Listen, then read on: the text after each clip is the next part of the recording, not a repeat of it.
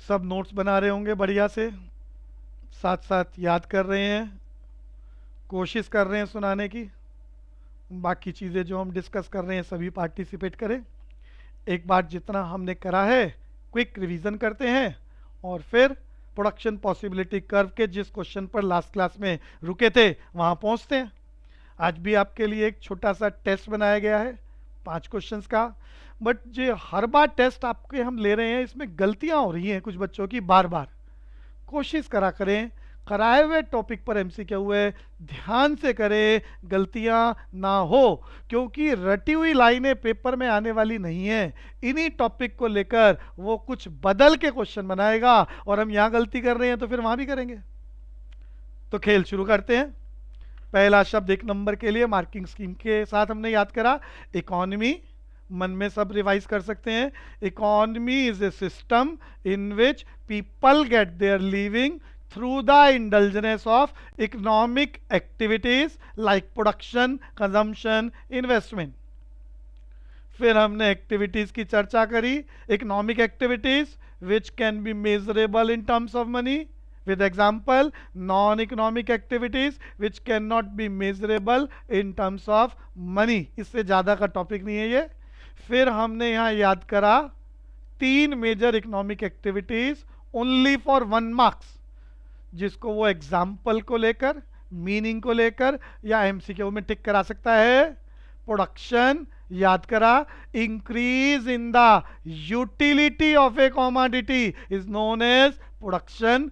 Example वो पूछ सकता है एमसीक्यू में, इसके लिए हमने 3 टाइप याद करे थे with example, change in shape, change in place, change in time.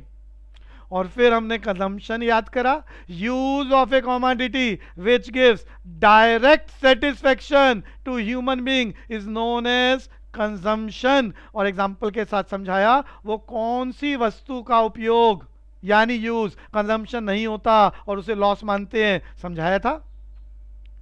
Investment याद करा, excess of production over the consumption is known as investment. और फिर हम 1 नंबर के लिए स्केर्सिटी पर गए, जिसके लिए हमने 2 टर्म्स यूज करी, एक डिमांड और दूसरा सप्लाई। दोनों को शॉर्टकट में तैयार करके आए, जिसके अपने आप में डिटेल में चैप्टर्स हैं। सप्लाई बोले तो विलिंग टू सेल, डिमांड बोले तो विलिंग टू बाय। एक और बात बता देता हूं, demand is a concept of consumer, supply is a concept of producer. और आने वाले चैप्टरों में आप इनके बहुत बढ़िया डायग्राम, शेड्यूल और बहुत एक्सपेंडेड फॉर्म में चैप्टर को पढ़ेंगे और यहां लॉ भी आएंगे बहुत सारे। तो स्केर्सिटी याद करी, when supply of a commodity is less than its demand it is scarcity of commodity. फिर economic problem, 1 number, 3 number, 4 number marking scheme का ध्यान रखना है, उसी के अकॉर्डिंग लिखना है। याद करके आए, हमारा नेचर है as a human behaviour, economic problem is basically a problem of choice which can be arise due to following 3 reasons। Number 1, sequence नहीं बदलना, human wants are unlimited, resources are limited and resources have alternate uses। explanation में सिर्फ example लिखा जा सकता है। इकोनोमाइजिंग, ये भी हमारा नेचर है, तो मैंने इसकी भाषा बताई थी, the next best alternative use of resources या optimum use of available resources. और इसी जैसी हमने एक और टर्म करी थी, अपॉर्चुनिटी कॉस्ट। इसका बच्चों नाम बदल के याद करा था, आने वाले चैप्टर में ये शब्द दोबारा आएगा, अल्टरनेटिव कॉस्ट। तो आपके पास एक से ज्यादा अपॉर्चुनिटीज, उसमें से आप किसी एक अपॉर्चुनिटी का चुनाव करते हो जो आपके अकॉर्डिंग बेस्ट हो। मुफ्त कुछ मिलता नहीं है, उस अपॉर्चुनिटी को पिक करने के बदले में जो आप पे कर रहे हो वो उस अपॉर्चुनिटी की कॉस्ट या alternative cost. The cost of next best alternative use of resources. Economics का मीनिंग याद करा था, डिक्शनरी में बोलते हैं स्टडी ऑफ ह्यूमन बिहेवियर। फिर हमने इसकी 2 मेजर ब्रांचेस 1 नंबर के लिए याद करी, 2 एग्जाम्पल इसके याद रखना और डिफरेंस का क्वेश्चन एमसीक्यू में ये ज्यादा आता है टॉपिक, ऑड मैन आउट के नाम से। तो माइक्रो इकोनॉमिक्स क्या? Study of human behaviour as individual. Macro क्या? Study of human behaviour as a whole. Example में आपने याद करा था माइक्रो में डिमांड सप्लाई, मैक्रो में याद करा था aggregate demand aggregate supply. Micro की तीसरे point important, it leads to macro, और वहां दूसरी तरफ reverse, it leads to micro economics. Micro को वन वर्ड में डिटर्मिनेशन ऑफ प्राइस, और मैक्रो को वन वर्ड में determination of income and employment.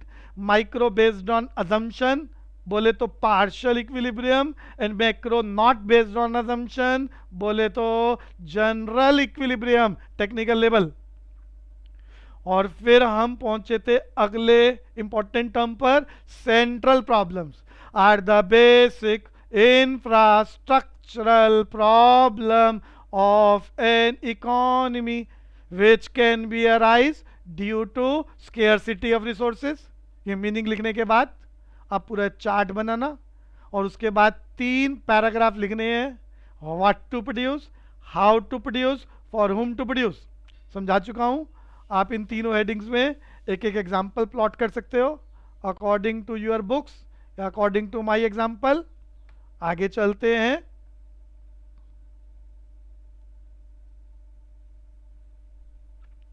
फिर हमने बात करी थी सेंट्रल प्रॉब्लम किससे रिलेटेड है, what to produce related to selection of goods, how to produce related to selection of technique, and whom to produce related to distribution of goods and services और income. और अब हम आ गए production possibility के ऊपर। सब revise करें अच्छे से, क्वेश्चन चलेंगे, बीच में आपसे पूछूंगा। तो प्रोडक्शन पॉसिबिलिटी कर्व 1 नंबर का टॉपिक आए तो मीनिंग याद कराया जा चुका है, based on diagram and schedule. 1 number में कोई डायग्राम शेड्यूल का काम नहीं है। तो आपने वो डायग्राम समझा जिसमें एक्स एक्सिस पर कोई भी खाने पीने वाली वस्तु का नाम लिखना, बटर का मतलब बटर नहीं है, बटर रिफ्लेक्ट कर रहा है सारी कंज्यूमेबल आइटम्स को। गन का मतलब यहाँ बंदूक नहीं है, गन का मतलब सारे सेफ्टी मेजरमेंट्स।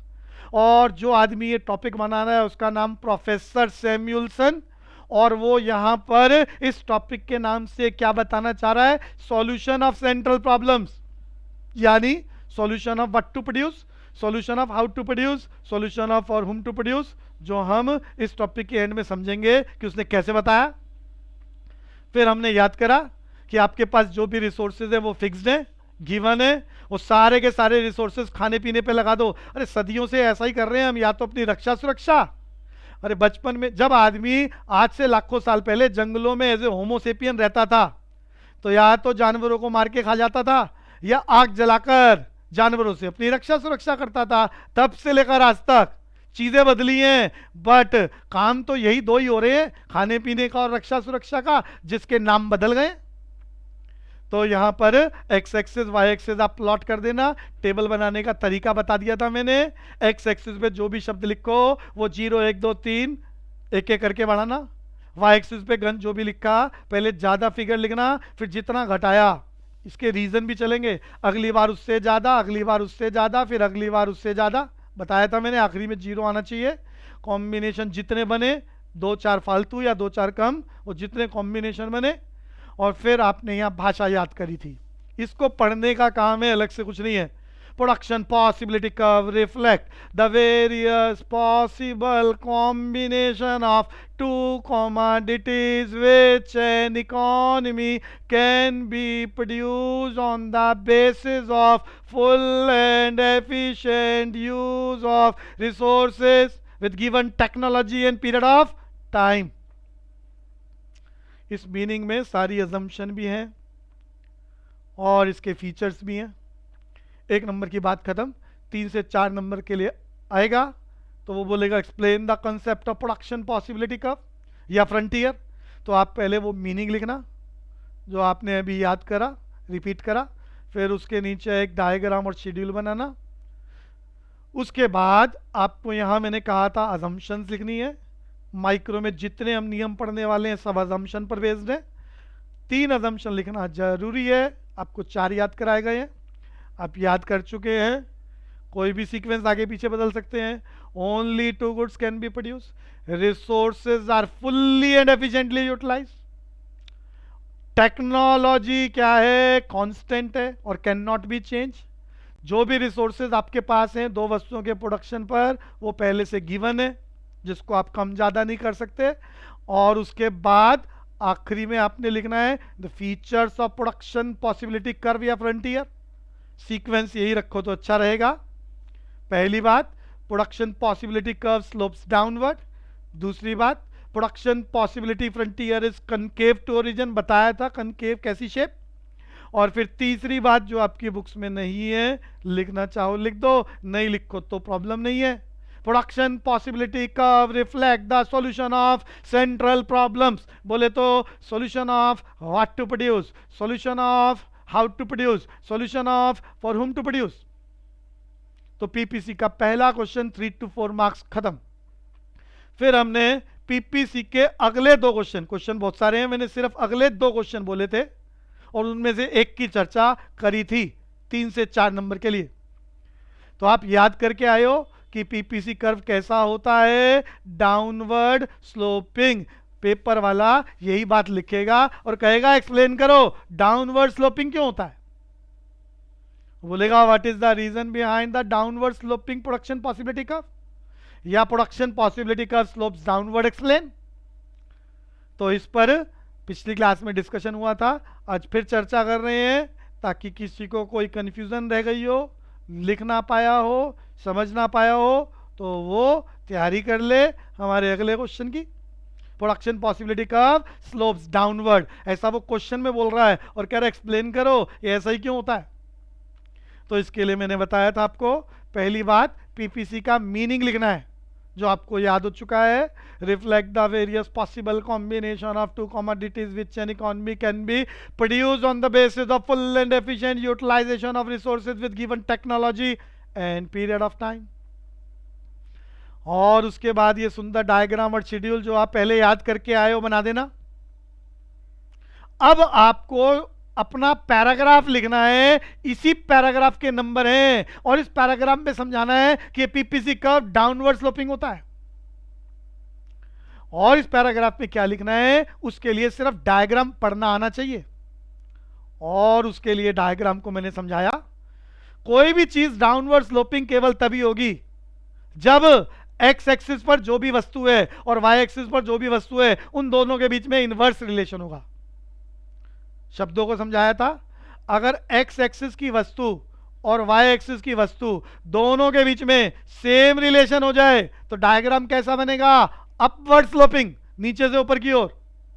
और जब एक्स और वाई वस्तु, जो भी एक्स एक्सिस पे हम वस्तु लगाएं और वाई पे वस्तु लगाएं, उन दोनों में इनवर्स रिलेशन हो जाए। इनवर्स का मतलब एक को बढ़ा दें तो दूसरा घट जाए, या एक को घटा दे तो दूसरा बढ़ जाए। जब ये इनवर्स रिलेशन हो जाए तो ही डायग्राम बनेगा डाउनवर्ड स्लोपिंग।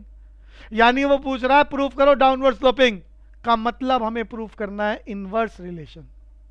डाउनवर्ड स्लोपिंग का मतलब हमें प्रूफ करना है इनवर्स रिलेशनशिप, किसमें, between the production of two commodities. जिन दो वस्तुओं के नाम अलग अलग किताबों में अलग अलग हैं, कहीं वीट ले रखा है एंड राइस, कहीं बटर एंड गन, और आप अपनी मर्जी से कोई और नाम भी लिख सकते हो। तो इन दोनों में इनवर्स रिलेशन प्रूफ कर दो। बच्चों डायग्राम में भी और शेड्यूल में भी इनवर्स ही है। आप यहां डायग्राम में देखें, बटर की एक यूनिट बढ़ाई तो बटर की एक यूनिट को बढ़ा, बी कॉम्बिनेशन से सी पर आ गए, तो बटर की एक यूनिट को बढ़ाने से क्या हुआ, गन छूट गया। तो इसको बढ़ाने के लिए दूसरा छूट रहा है, तो एक को बढ़ाना दूसरे को घटाना, इनवर्स। यही बात डायग्राम में और यही बात शेड्यूल में है। आपने बटर को बढ़ाया, बढ़ाना बोले तो प्लस, तो इधर देखो गन आपकी कम हो रही है, बोले तो इनवर्स रिलेशनशिप। तो जो हम पैराग्राफ लिख रहे हैं वही बात डायग्राम में और वही बात शेड्यूल में अवेलेबल है। तो हमारी बातों को हमारा डायग्राम भी रिफ्लेक्ट कर रहा है, हमारा शेड्यूल भी रिफ्लेक्ट कर रहा है, इसीलिए हम उसको बना रहे हैं यहां पर। तो मैं पैराग्राफ पर जाना चाह रहा हूं। मीनिंग याद हो चुका है, डायग्राम शेड्यूल आपका तैयार हो चुका है। हमें production possibility curve downward slope का प्रूफ करना है, यानी इनवर्स रिलेशनशिप को समझाना है, जिसके लिए मैंने पैराग्राफ बोला था। इस डायग्राम को पढ़ने का काम पढ़ते हैं। हम यहां धीरे धीरे बटर की एक एक यूनिट बढ़ा रहे हैं। बच्चों हमारे पास रिसोर्सेस बोले तो हमारा पैसा हम अज्यूम कर लेते हैं 100 रुपया है, जिसे हम बटर और गन की प्रोडक्शन पर लगाना चाह रहे हैं। जब आप बटर की एक यूनिट ज्यादा बनाते हो तो उसके लिए पैसे ज्यादा लगेंगे। जब आप पैसे ज्यादा लगा रहे हो बटर के प्रोडक्शन पर, तो दूसरी वस्तु के प्रोडक्शन के लिए हमारे पास पैसे उतने ही रहेंगे, कम रहेंगे, ज्यादा रहेंगे? तो आपका जवाब है पैसे कम रह जाएंगे। जब पैसे गन की प्रोडक्शन पर कम रहेंगे तो कम पैसे होने के कारण हम गन का प्रोडक्शन भी कम करेंगे। कम करेंगे का मतलब प्रूव हो गया, बटर को बढ़ाना, गन को घटाना, inverse relationship, downward sloping, hence proved, which is also reflected by diagram and schedule। तो अब मैं इसका पैराग्राफ बोलता हूं, एक बारी आपसे सुनता हूं और फिर आगे चलेंगे। तो बच्चों पैराग्राफ में क्या बताया था मैंने? सिर्फ पढ़ने की बात बोल रहा हूं मैं, जो आप किसी भी बुक से पढ़ के वहां से भी लिख सकते हैं। अगर ये याद कर ले तो ये भी लिख सकते हैं। When the producer increase the production of a commodity से बटर, हमारे एग्जांपल में बटर चल रहा है इसलिए मैं बटर बोल रहा हूं। आपके पास डायग्राम शेड्यूल में कुछ और लिखा हो, व्हीट, राइस, आप वो लिख लेना। तो मैंने क्या बोला? For example, when the producer increase the production of a commodity say butter, the availability of resources. भैया मेरे एग्जाम्पल में मेरे रिसोर्सेज पैसा थे, एक्चुअली में रिसोर्सेज कुछ और भी हो सकता है। तो availability of resources for the production of other, वो अदर यहां पर गन है। The availability of resources for the production of other reduces. तो मेरी जेब में जो भी मेरा पैसा है दूसरी वस्तु के उत्पादन के लिए, वो क्या कम हो जाएगा? कम हो जाएगा। और जब मेरे पास वो रिसोर्सेज कम हो गए तो उसके फलस्वरूप क्या होगा? दूसरी वस्तु का production according to my schedule, gun का प्रोडक्शन कम हो जाएगा।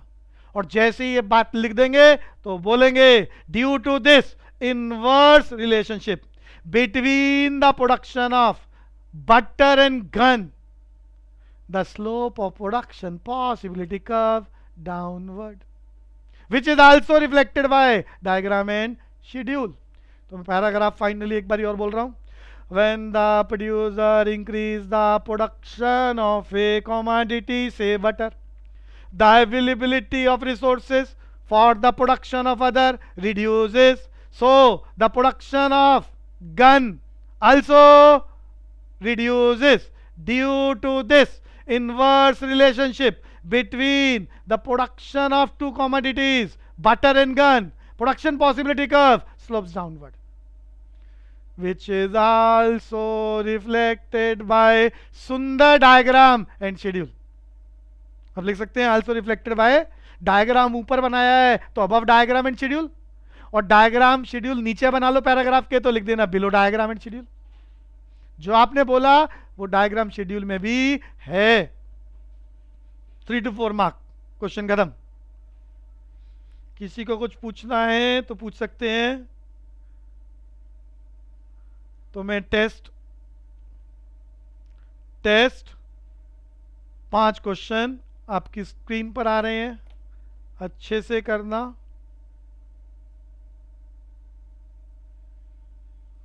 ये रहे क्वेश्चन आपकी स्क्रीन पर। सभी की कोशिश आज बढ़िया रहे, गलती ना करें,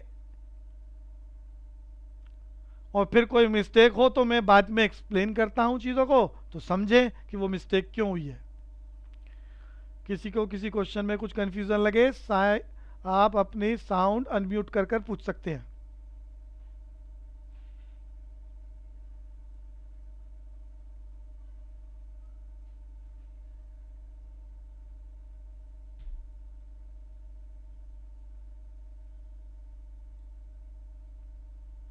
वंशिका को समझ में आ रहा है?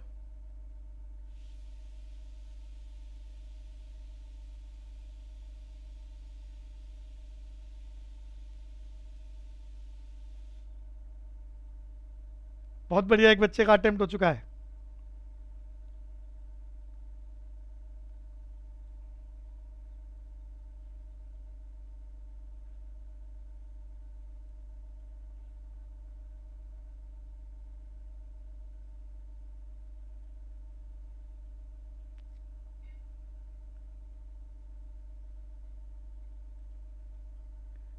4 बच्चों का अटेम्प्ट हो चुका है, जल्दी करेंगे सभी।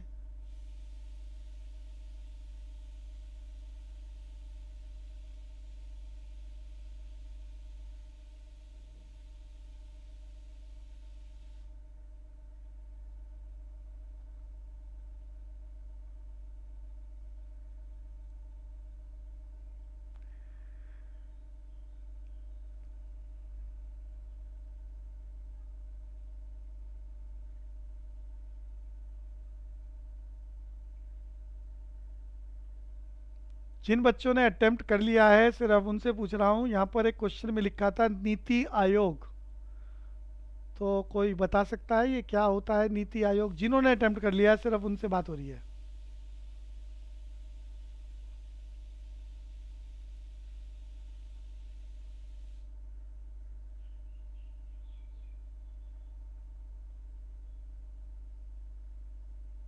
60% बच्चों का अटेम्प्ट हो चुका है, और थोड़ा फास्ट करें।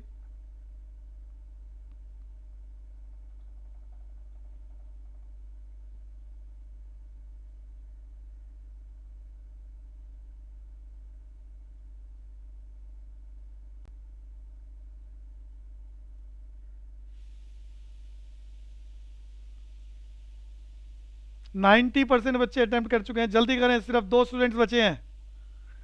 सिर्फ 2 स्टूडेंट्स जल्दी अटेम्प्ट करें।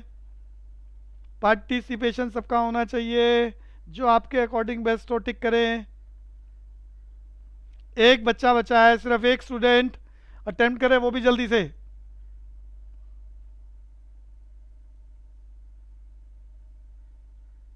बीस सेकेंड आपके पास, जल्दी से।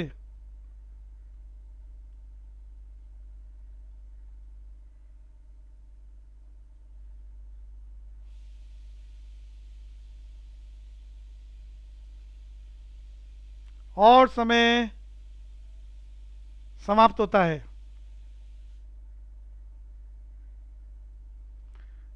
बच्चों, हर बार क्वेश्चन आपके लिए बदल बदल के बनाए जाते हैं ताकि आपकी नॉलेज बढ़े, तो बहुत ध्यान से सुना करें, अच्छे से अटेम्प्ट करा करें, और फिर भी जो एक गलतियां हो रही हैं उसको ध्यान से सुने कहाँ मिस्टेक है, ताकि अगली क्लास में मिस्टेक ना हो। करते हैं पहला क्वेश्चन। अब आपको पार्टिसिपेट करना है। अब क्वेश्चन में नई नई टर्म्स आ रही हैं, पता होना चाहिए आपको। सेंट्रल बैंक के बारे में पूरी क्लास। इकोनॉमिक्स एक्चुअली में टेक्निकल सब्जेक्ट है जो बिना अंडरस्टैंडिंग के तैयार नहीं हो सकता है। कोई सोचे कि मैं रट्टा मार लूं तो पेपर अटेम्प्ट होने वाला नहीं है। सेंट्रल बैंक पूरी क्लास, कोई भी बोलना चाहे क्या होता है सेंट्रल बैंक, जो आपको पता हो बताओ।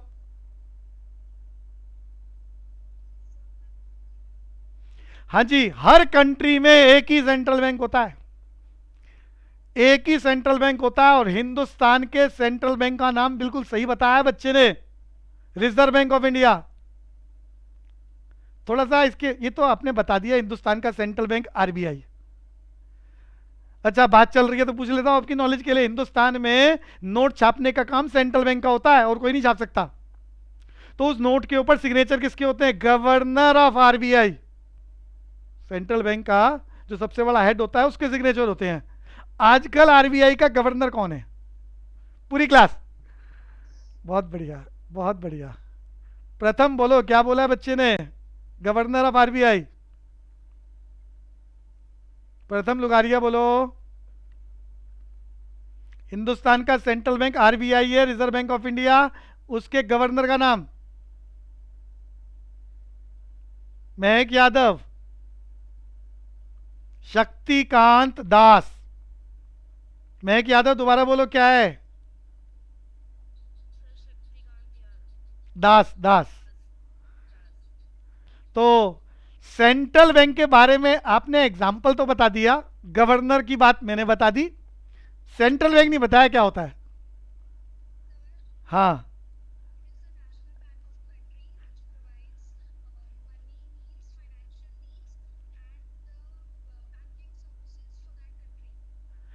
पूरे हिंदुस्तान के बैंकिंग सिस्टम को और मनी को कंट्रोल करने वाला एक ही सिस्टम है, और उसे हिंदुस्तान का, हर कंट्री का सेंट्रल बैंक यही काम करता है। हर कंट्री में एक ही सेंट्रल बैंक होता है, उसका यही काम होता है उस कंट्री के मॉनेटरी सिस्टम को कंट्रोल करना।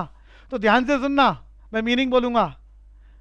हर चीज बच्चों लिखने वाली नहीं है, वो चीज पता होनी चाहिए और एक बार सुन लो तो वो माइंड में आ जानी चाहिए। Central bank is the apex institution of monetary system of the country. अब इसको लिखने मत लग जाना।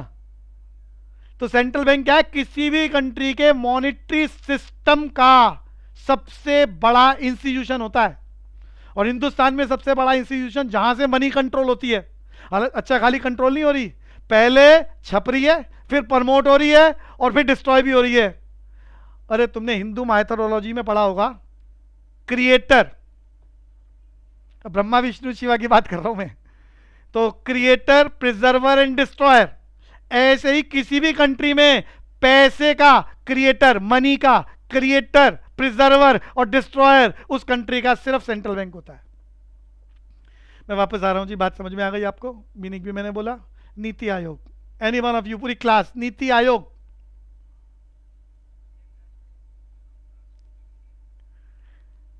बढ़िया काम चल रहा है। तो बच्चों थोड़ी सी इसकी स्टोरी सुनो नीति आयोग की। हिंदुस्तान की आज़ादी कब हुई आपको मालूम है? 1947। तो यहाँ देश की बहुत सारी समस्याएं थी, तो सरकार ने देश को डेवलप करने के लिए 5 ईयर प्लान यानी प्लानिंग कमीशन का गठन करा 1951 में। 1951 में प्लानिंग कमीशन बनाया और 5-5 साल के लिए 5 ईयर प्लान बनाए। और सरकार उसमें कोई एजेंडा रखती कि हम गरीबी पर काम करेंगे, अनएम्प्लॉयमेंट पे काम करेंगे और सारे रिसोर्सेज वहां लगाएंगे ताकि कंट्री की डेवलपमेंट हो, ग्रोथ हो। ऐसे एक के बाद एक के बाद एक 12 5 ईयर प्लान खत्म हुए। जो बात बता रहा हूं किसी किताब में नहीं मिलेंगे और ये आपको पता होने चाहिए, प्रैक्टिकल नॉलेज। 12 5 ईयर प्लान खत्म हुए एक के बाद एक। और जब 12th 5 ईयर प्लान खत्म हुआ तो उसके बाद इलेक्शन आए। एनडीए गवर्नमेंट जो आजकल चल रही है ना, एनडीए गवर्नमेंट नंबर 2, तो पहली वाली गवर्नमेंट आ गई। अरे जो मोदी गवर्नमेंट आजकल नंबर 2 चल रही है, तो उससे पहले वाली, इससे पहले भी यही गवर्नमेंट थी, ये गवर्नमेंट आ गई। इन्होंने इसको रिस्ट्रक्चर कर दिया, इस 5 ईयर प्लान को रिस्ट्रक्चर कर लिया और 5 ईयर प्लान की जगह 15 साल की योजना बनाई, 15 ईयर प्लान, और नया नाम रखा नीति आयोग। प्लानिंग कमीशन का नया नाम नीति आयोग। तो नीति आयोग पूरी कंट्री के लिए, डेवलपमेंट के लिए फैसले लेता है। जो पहले 5-5 साल के लिए बनाया जाता था 5 ईयर प्लान, आजकल 15 साल के लिए चल रहा है। तो गवर्नमेंट आपको मालूम ही है।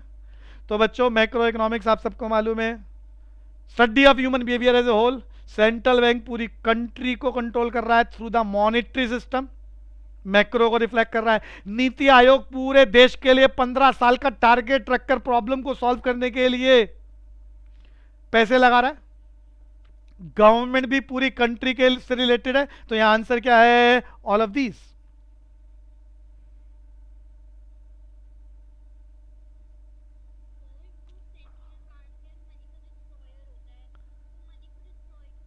अच्छा, अब देखो ये बढ़िया बात है।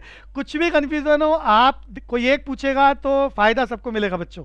तो एक बच्चे ने पूछा भैया क्रिएटर तो समझ में आ गया, नोट छाप रहा है, इसको प्रमोट कर रहा है। प्रमोट का मतलब आजकल देखो लॉकडाउन चल रहा है तो बहुत सारे अमीरों का पैसा अमीरों के पास ही है। अब ऐसी कंडीशन में रोज किसी को पैसा चाहिए तो बैंक हर रोज लाखों करोड़ों रुपए की नकदी एटीएम मशीनों के द्वारा लोगों को दे रहा है ताकि बाजार में कोई इस तरह की सप्लाई शॉर्ट ना हो जाए मनी की और अनसर्टेनिटी क्रिएट ना हो जाए। तो वो क्या कर रहा है? पैसे को प्रिजर्व कर रहा है, मनी को प्रिजर्व कर रहा है। अब तीसरी बात डिस्ट्रॉय। भैया आपका नोट, एग्जाम्पल ले रहा हूं, 1960 का छपा हुआ 100 रुपए का नोट 1960 में प्रिंट हुआ, फिर 1990 का नोट है आपके पास छपा हुआ, एक आपके पास 2015 का नोट है, एक 2020 का है। एक बहुत घिसा हुआ है, एक बहुत टुकड़े टुकड़े से हो रखे हैं और एक बिल्कुल नया है। लेकिन सारे के सारे नोट 100 रुपए में चलते हैं। भाई घिसा हुआ है तो कम में नहीं चलेगा और नया है तो ज्यादा में नहीं चलेगा। तो जब नोटों की हालत जरूरत से ज्यादा खराब हो जाती है वक्त के साथ साथ, तो वो हम कटे फटे नोट जाके किसी कमीशन एजेंट को दे देते हैं और वो 5-7 रुपए काट के हमारे पैसे हमें पूरे दे देते। अरे 100 का नोट दिया तो 95 दे देगा। तो वो एक्चुअली में क्या करता है? वो कट्टे फुटे नोट के टुकड़े जाकर बैंक में जमा कराता है। तो हिंदुस्तान में हर साल लाखों करोड़ों रुपए के नोट टुकड़ों में बदल जाते हैं। डेप्रिशिएट हो जाते हैं, तो वो बैंक में चले जाते हैं और आरबीआई वो सारे नोट लेकर उसको खत्म करता है और उसके बदले में नई करेंसी छाप देता है, क्योंकि करेंसी के ऊपर डेप्रिसिएशन होते हुए डेप्रिसिएशन नहीं मानी जाती।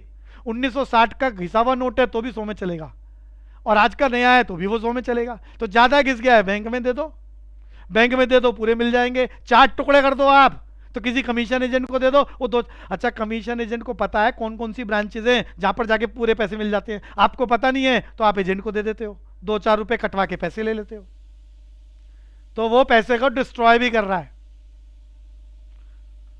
तो अगले क्वेश्चन पर चलते हैं बच्चों।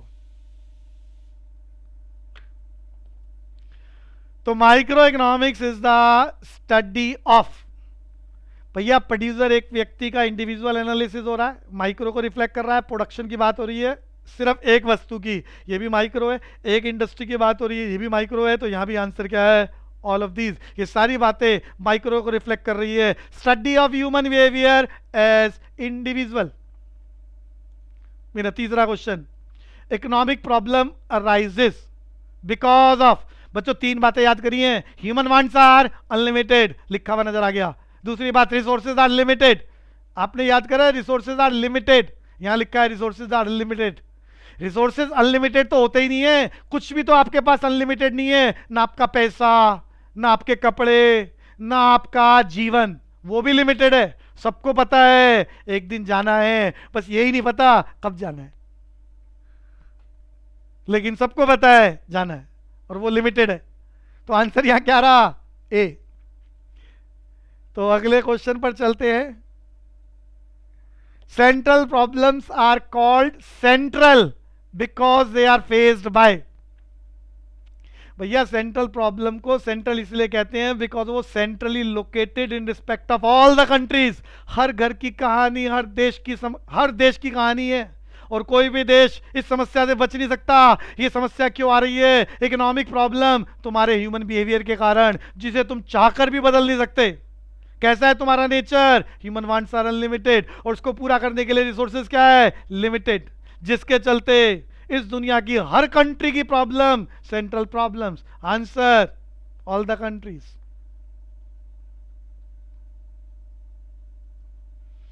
अपॉर्चुनिटी कॉस्ट, अब मिस्टेक सारे क्वेश्चनों में ही हुई है आप लोगों से, तो वो ध्यान से करा करें। अपॉर्चुनिटी कॉस्ट का मीनिंग याद करना और पेपर में आ जाए लिखना बहुत आसान है, एमसीक्यू में आएगा तो ज्यादा बढ़िया नॉलेज होनी चाहिए, और वहां चीजों को याद होने के बाद भी गलती हो सकती है, और उसी की तैयारी हम हर क्लास में कर रहे हैं।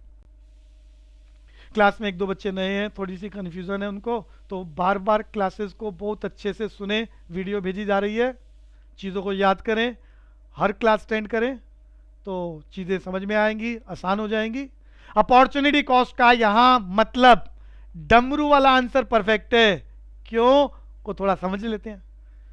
आप अपने खेत में 10 किलो आलू उगा सकते हो या 20 किलो टमाटर उगा सकते हो। अरे एक ही चीज उगा सकते हो, आलू उगाओगे तो 10 किलो, टमाटर उगाओगे तो 20 किलो। आलू उगाओगे तो टमाटर छूट जाएगा, और टमाटर उगाओगे तो आलू छूट जाएंगे। तो टमाटर उगाने की कॉस्ट क्या है, आलू, और आलू उगाने की कॉस्ट क्या है, टमाटर। तो मैंने क्या बताया, 10 किलो आलू अपने खेत में उगा लिए का मतलब इसकी कॉस्ट किसके बराबर है, 20 किलो टमाटर के बराबर। ये उगाए का मतलब 20 किलो टमाटर छूट गए आपके। और अगर 20 किलो टमाटर उगा लिए तो टमाटर को उगाने के लिए क्या छोड़ा आपने, 10 किलो आलू। तो 20 किलो टमाटर की कॉस्ट क्या हो गई, 10 किलो आलू। और चाहो तो पैसे में भी नाप सकते हो इसे। तो एक से ज्यादा अपॉर्चुनिटीज होती है आपके पास, जो फाइनली आप सेलेक्ट करते हो उसको पाने के लिए जो आपने छोड़ा है। आजकल तो हर चीज पैसे में नापते हो ना, तो जो आपने छोड़ा है उसे हम आजकल बोल देते हैं पैसे में छोड़ा है। तो पैसा आपका जो आपने छोड़ा है उसको बोलते हैं उस अपॉर्चुनिटी की कॉस्ट। तो यहां बेस्ट है, मैंने लैंग्वेज बताई थी, cost of next best alternative use. तो could be availed at present as a second alternative. तो आलू को पाने के लिए आपने क्या छोड़ दिया, टमाटर, तो आलू की कॉस्ट टमाटर। और टमाटर उगा लिए तो टमाटर को पाने के लिए क्या छोड़ा, आलू, तो टमाटर की कॉस्ट आलू। और चलते हैं अगले शब्द पर, प्रोडक्शन पॉसिबिलिटी कर्व का वो क्वेश्चन जो सबसे ज्यादा पूछा जाता है, और आपके साल में भी सबसे ज्यादा स्कूलों में आएगा, यूटी में, टर्मिनल एग्जाम्स में और फाइनल में। वो क्वेश्चन है production possibility curve concave to origin. याद कर चुके हो आप कनकेव के बारे में, कनकेव की शेप ऐसी होती है। तो ये तो आपने याद कर लिया कनकेव टू ओरिजिन होता है, और पेपर में बोल रहा है कनकेव टू ओरिजिन, आप बोल रहे हो याद है, वो बोल रहा है एक्सप्लेन करो ऐसा ही क्यों होता है।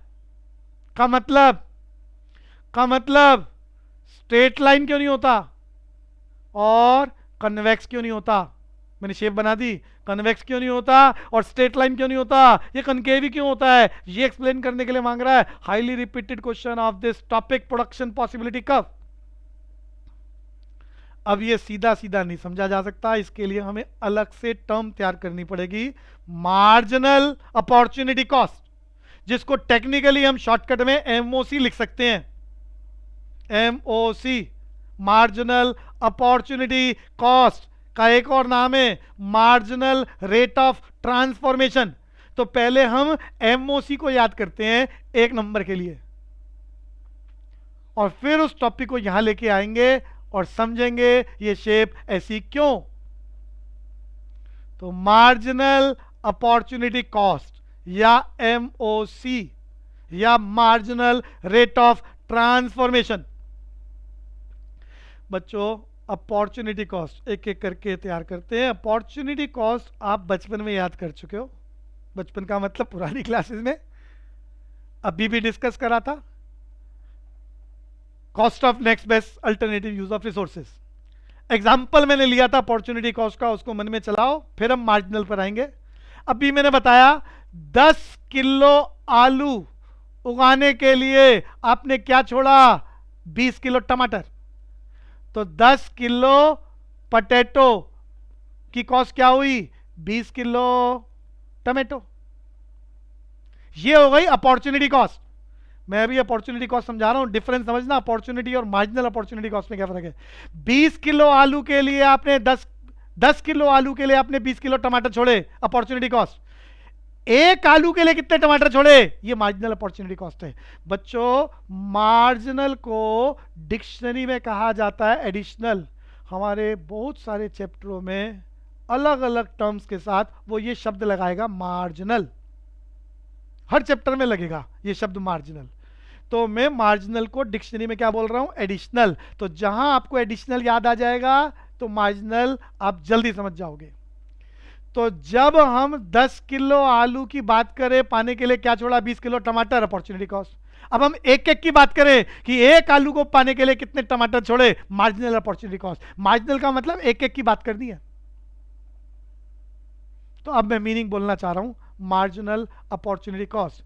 जब भी हम इस दुनिया में किसी अपॉर्चुनिटी को, किसी एक अपॉर्चुनिटी को सेलेक्ट करते हैं तो मुफ्त कुछ मिलता नहीं है, बदले में उस एक अपॉर्चुनिटी को पिक करने के बदले में जो भी कुछ हमें छोड़ना पड़ता है, बार्टर सिस्टम है तो वस्तुओं में छोड़ना पड़ेगा, और अगर मॉनेटरी सिस्टम चल रहा है देश में तो पैसे की फॉर्म में छोड़ना पड़ेगा। उस एक को पाने के लिए वो दूसरी वस्तु, पैसा या वस्तु जो भी हमने छोड़ा है वो क्या है, marginal opportunity cost.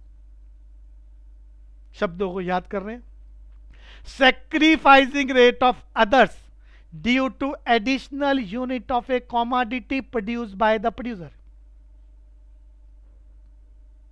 Marginal opportunity cost बहुत इंपॉर्टेंट टर्म।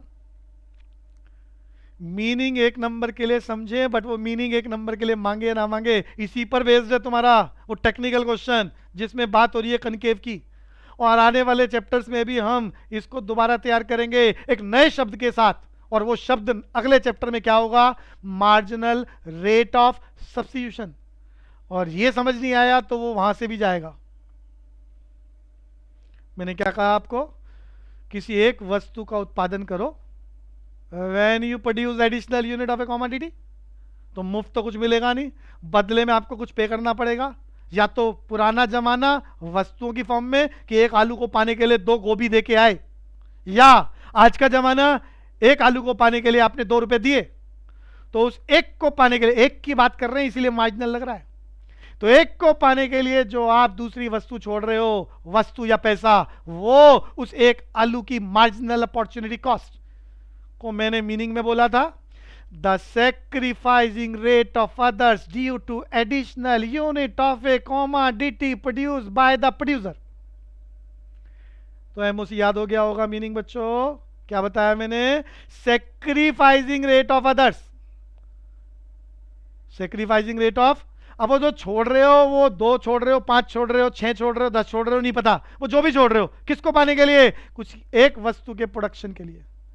तो क्या बोला मैंने?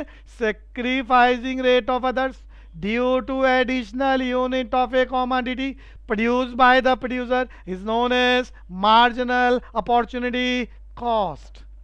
सुनता हूं हर्षिता रचोया, बोलोगे मार्जिनल अपॉर्चुनिटी कॉस्ट थोड़ा फास्ट.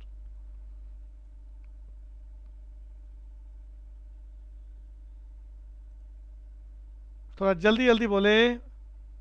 युक्ति बोलेगी, युक्ति. मार्जिनल अपॉर्चुनिटी कॉस्ट 1 नंबर के लिए कोशिश करो.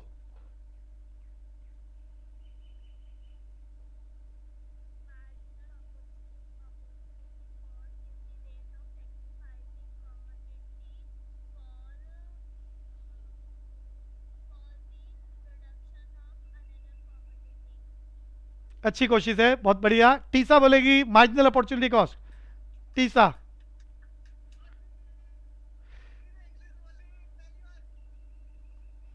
जिसका जवाब आ गया है साउंड अपनी म्यूट कर लो. टीसा.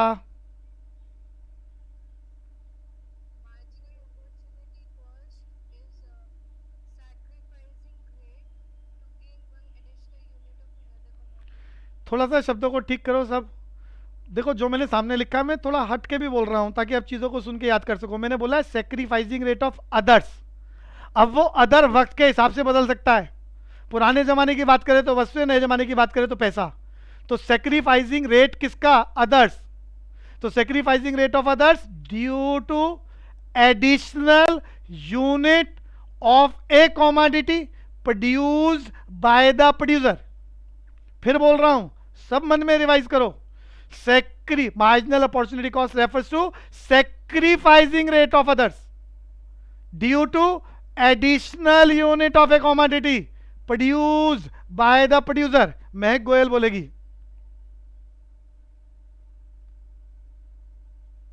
महक गोयल.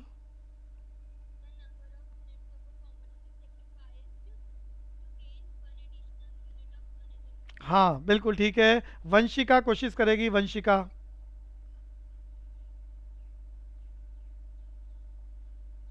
वंशिका. स्नेहा कोशिश करेगी.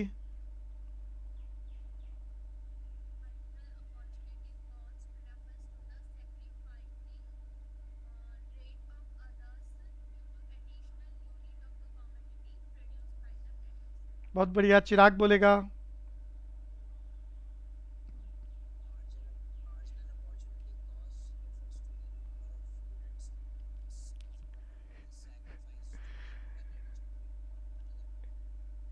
पढ़ के बोल रहा है भाई. चलो हाँ कोशिश कोशिश अच्छी है, कोई बात नहीं. इशिका बोलेगी. इशिका.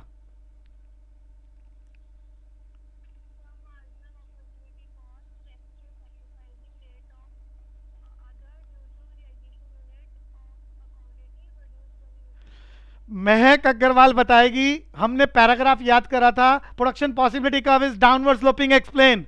तो मीनिंग सबको याद है तो मन में सोचो मीनिंग. डायग्राम शेड्यूल बना चुके हो. वो नीचे वाला पैराग्राफ जो मैंने बोला था वो कोशिश करे.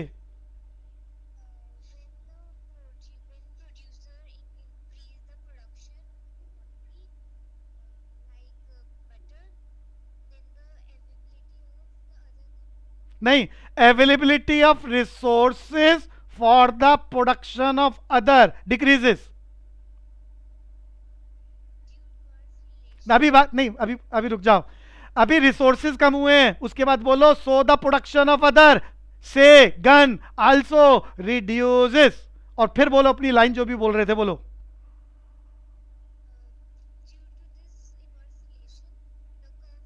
नहीं नहीं नहीं नहीं नहीं, स्टेटमेंट पूरी बोलो ना. Due to this inverse relationship between the production of two commodity production possibility का स्लोप्स डाउनवर्ड. कुशल बोलेगा इसी बात को दोबारा, यही पैराग्राफ.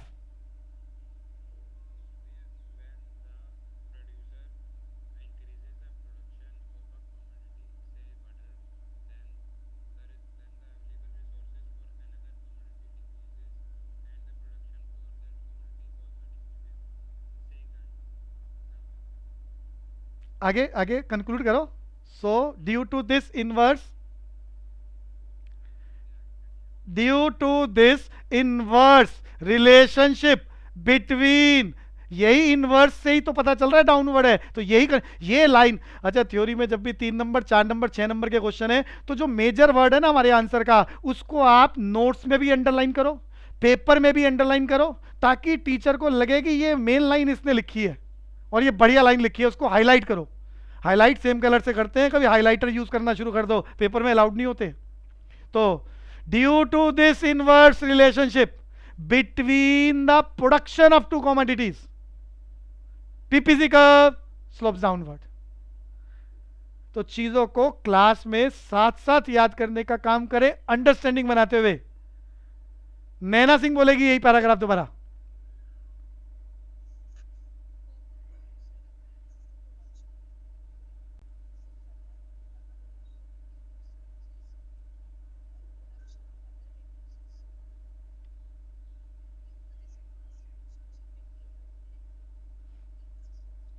बहुत बढ़िया, बहुत बढ़िया।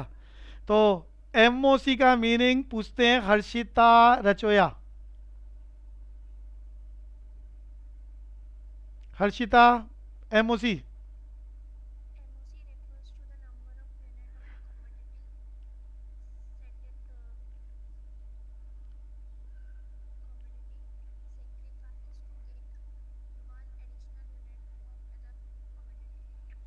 अच्छी कोशिश है। अभी एमओसी का दूसरा नाम मैंने बताया था, नैना सिंह बताएगी इसका दूसरा नाम क्या है, अगर किसी ने ध्यान से सुना है और याद हो चुका है तो। एमओसी का एक और नाम, हाँ, मार्जिनल रेट ऑफ ट्रांसफॉर्मेशन। बढ़िया बात। तो बच्चों थोड़ा अच्छे से तैयार करें, अगली क्लास बहुत इंपॉर्टेंट है। एमओसी आपको समझ में आ गया है, इसी पर बेस्ड हम सीधा टॉपिक तैयार नहीं कर सकते। सीधा का मतलब सीधा मैं एक्सप्लेन नहीं कर पाऊंगा कि ये कनकेव क्यों होता है, एक स्टोरी सुनाऊंगा। उस स्टोरी को समझाने के लिए ये इस तरह के 3 स्लोप मुझे समझाने हैं, तो वो स्टोरी सुनाऊंगा, ये बातें फिट करूंगा, और जब ये तीनों बातें समझ में आ जाएंगी तो आप वो क्वेश्चन अटेम्प्ट कर पाओगे। तो अगली क्लास बहुत इंपॉर्टेंट रहने वाली है, तो क्लास ज्वाइन करना अच्छे से, जितना अब तक कराया है उसको रिवाइज करके बैठना। आज की क्लास को यहीं रोकते हैं, और हर क्लास का आपको लिंक दोबारा भेजा जा रहा है ताकि आप उसे रिवाइज कर सकें, नोट्स बना सकें, वो अच्छे से बनाएं। कुछ बच्चों फीस पेंडिंग है, और हर क्लास में अच्छा नहीं लगता कि मैं उनका नाम रिपीट करूं, तो वो अपनी फ़ीस सबमिट कराएं और उसकी रिसिप्ट भेजें। आज की क्लास यहीं रोकते हैं, किसी को कुछ पूछना है तो पूछ सकता है बच्चों।